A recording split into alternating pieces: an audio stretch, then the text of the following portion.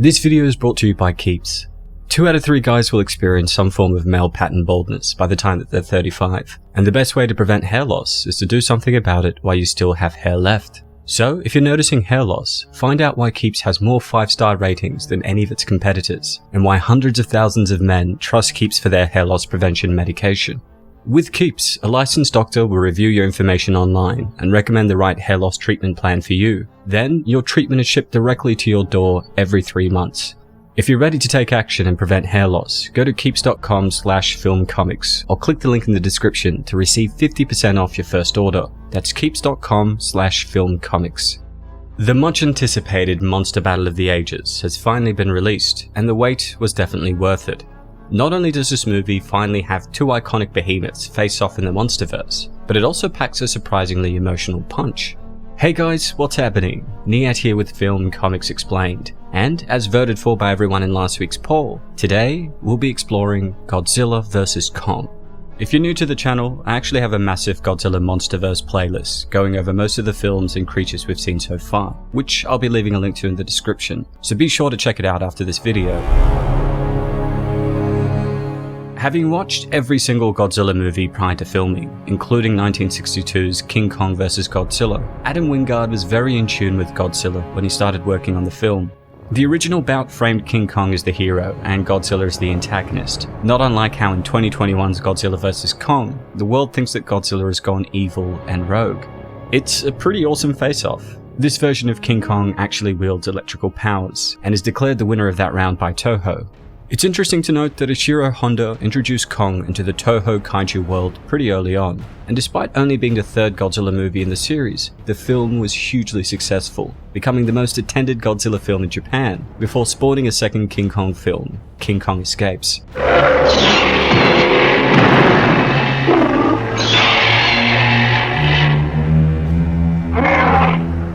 Believe it or not, we actually almost got a Godzilla vs. Kong rematch film in 1990, but the project never came to fruition.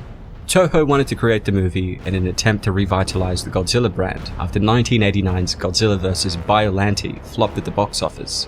Unfortunately, Turner Entertainment held the rights to King Kong at the time and asked for way more money than Toho could afford.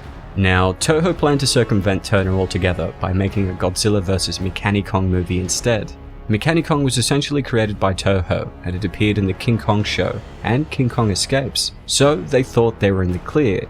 Unfortunately, Turner felt that Mechanicong was a bit too similar to King Kong, and all the copyright issues led to Toho scrapping the idea altogether.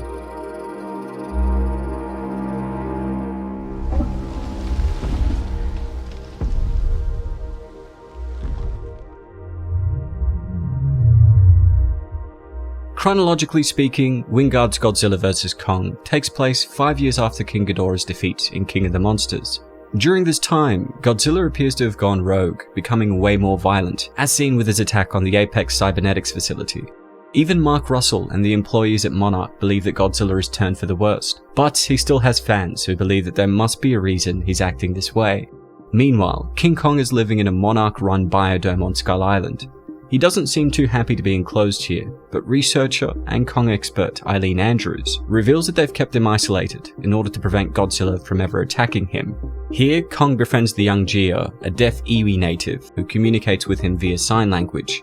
The Iwi had lived in harmony with Kong, but now Gia is all that's left of the community Kong once protected, after her people were killed by a natural disaster. Gia laments that Kong should be free, but again, Eileen reiterates that Kong must stay there in the dome. That is, until ex-Monarch scientist Nathan Lind convinces her to let Kong lead an expedition into Hollow Earth. Nathan has been hired by Apex CEO Walter Simmons to search for a power source in Hollow Earth, and together, Kong, Eileen, Nathan, and Walter's daughter Maya journey down into the homeworld of the Titans. Through Nathan, the movie reveals that a failed Hollow Earth expedition took place in 2009, adding a new layer to the Monsterverse timeline. It's eventually revealed that Apex has been housing Mechagodzilla, and the journey into Hollow Earth was a ploy to give the robo-beast a better power source. Ren Serizawa, the son of Ishiro Serizawa, works for Apex now, and is being used as the pilot for Mechagodzilla. Interestingly, the neural link between Ren and Mechagodzilla is housed in a giant Ghidorah skull recovered by Alan Jonah in the King of the Monsters post-credits scene, which, as covered in my video on Mechagodzilla the Monster Terminator, was inspired from the Heisei-era Super Mechagodzilla, created from Mecha King Ghidorah's salvaged pieces. Godzilla vs. Kong also has a few nods to King Kong vs. Godzilla 2, like the fact that Kong gets revived by the defibrillator, sort of like how he gets revived via lightning bolt during the 62 face-off. And there's my personal favourite, the scene where Kong shoves the giant axe into Godzilla's mouth, a homage to the corny but classic bit where King Kong shoves a tree into Godzilla's mouth in the original bout. But at the end of the day, the most important part about Godzilla vs. Kong is Kong. This is far more a story about him than it is Godzilla, with Kong essentially serving as the emotional linchpin of the entire film. If we flash back to Kong Skull Island's development, there was an emphasis on making King Kong's design empathetic and expressive.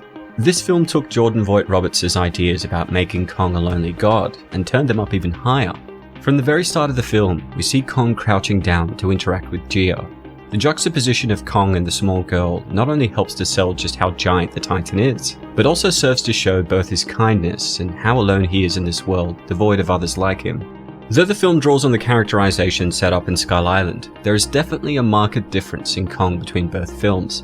This Kong is a bit more grizzled and aged comparatively, and you can see that present-day Kong is much sadder than he was before. After all, this film takes place more than 40 years after Kong's introduction to the Monsterverse, and nearly everyone that he knows is now gone. Writer Michael Dougherty, who wrote and directed Godzilla King of the Monsters and worked on the story for Godzilla vs. Kong, explained the differences between how Godzilla and Kong interact with humanity, stating that because Kong is a primate and a little close to human, he's able to show a slightly larger range of emotions. Godzilla, on the other hand, while not impossible to connect with, is on a whole other level. God tier, some might even say. Where Kong will interact directly with humans using sign language, Godzilla's interactions are more implicit.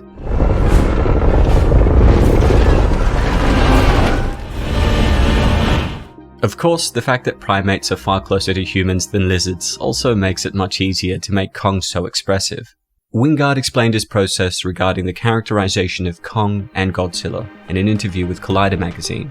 One of the most important things going into this film was treating Godzilla and Kong like actual characters, and Kong in particular served as a sort of human conduit because he's so emotive, and, in Wingard's words, the way he experiences things is relatable, and so it allows us to be able to just treat him like any other character. That isn't to say that Godzilla is just an emotionless prop though.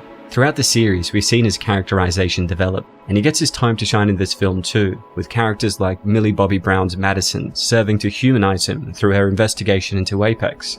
Madison, along with conspiracy podcaster Bernie and her pal Josh, explain why Godzilla seems to have become more erratic and violent since the last film.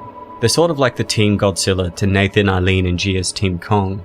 Where Eileen and Gia interact directly with Kong, Team Godzilla voices the concerns and motivations of Godzilla to the audience via their discoveries. And I think this is a perfect example of what Dougherty said about the explicit communications of Kong versus the implicit connections between humans and Godzilla. After a first bout in the ocean, which sees Godzilla win and let Kong live to fight another day, the expedition team reached the Hollow Earth, a world lost to time, before Kong leads them straight to an ancient temple built into the mountain, which contains an immense energy source and a weapon used by his ancestors. Back on the surface, Simmons and Serizawa are immediately able to use that power source to charge Mechagodzilla, much to the dismay of the real Godzilla, who blasts a hole in the earth to get Kong's attention. While the two behemoths have a more evenly matched round 2 that goes to Kong, and a final round that goes to Godzilla, Mechagodzilla awakens, but the spirit of Ghidorah, whose skull is used to bridge the neural link, decides to do its own destructive thing, leading to Kong and the real Godzilla joining forces to take it down. What I love is that while the battle between Godzilla and Kong and their team up are the epic highlights of the film, they're grounded by amazing character work and an emotional journey, as opposed to an excuse to make two OG kaijus fight. Kong's wincing as he fights Godzilla, and the sadness in his eyes after he realizes that he's all that's left of his kind, definitely helps ground the climactic battle emotionally. As does Godzilla when he smiles after burning the monkey, and shares a sentimental moment when he shows mercy and kindness to his supposed enemy, Kong, culminating with both reconciling their differences in favor of doing what they do best, helping those that can't fend for themselves, as all good kings should. After both kings defeat Mechagodzilla and return to their respective kingdoms, viewers may have noticed that Godzilla vs. Kong had no post-credit scene. But fear not, because the reason why there wasn't one isn't really that deep. Wingard explained that they originally shot a scene, but the footage wound up being used in the actual ending of the movie instead. In reality, Godzilla vs. Kong opens up a ton of new possibilities for the future of the Monsterverse. For starters, it'll be interesting to see if Mechagodzilla will end up being rebuilt and reintroduced in later movies. After all, the 70s Toho films introduced a Mechagodzilla 2 in Terror of Mechagodzilla after he was destroyed the first time, so maybe the Monsterverse will take a similar route. Heck, it's even possible that Apex Cybernetics will try to make a Mechanicong this time, since someone in the organization may still want to create a titan of their own. But most importantly, this film has introduced more Hollow Earth lore, and there's still plenty to explore in that regard. While it's still too early to know exactly what the next entry into the franchise will be, Legendary CEO Josh Grodd has already said that they have a number of ideas for more movies. Fans are also clearly eager for more too. I mean, Godzilla vs. Kong has been the highest grossing film during the pandemic, and not too long after its release, #ContinueTheMonsterverse trended on Twitter, and Jordan Vogt-Roberts even chimed in with a tweet himself. Whatever's coming next, the folks at Legendary have certainly proved that they're capable of keeping the spirit of Godzilla, Kong, and the other kaiju intact. So far, they've managed to put their own spin on each legend, while simultaneously honouring the original Toho incarnations. Most of all, the Monsterverse has done an excellent job of making each kaiju feel like a genuine character, as opposed to an action set piece. Godzilla vs. Kong is a great example of everything that has made the Monsterverse work on an emotional level, and I have faith that whatever Legendary has in store for us next will be amazing.